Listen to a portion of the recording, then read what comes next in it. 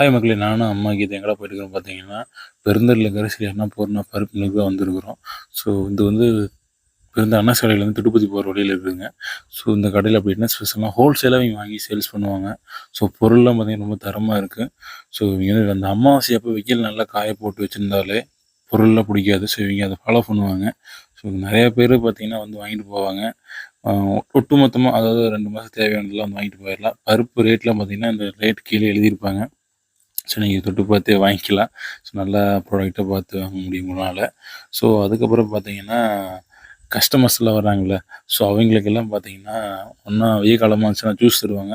So மழை காலமா இருந்ததுன்னா காஃபி, டீ, காஃபிலாம் குடுப்பாங்க. கஸ்டமர் சாட்டிஸ்ஃபேக்ஷன் இந்த அளவுக்கு பண்ணுவாங்க. ஸோ நாங்களும் வந்து வந்ததுக்கு நாங்களும் மெட்டீரியல்லாம் வாங்கிட்டு கிளம்பிட்டோம்.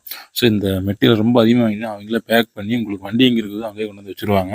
ஸோ நாங்க வந்து வத்தலு, மிளகா, பருப்பு வகைகள் நம்ம வாங்கியிருந்தேன்.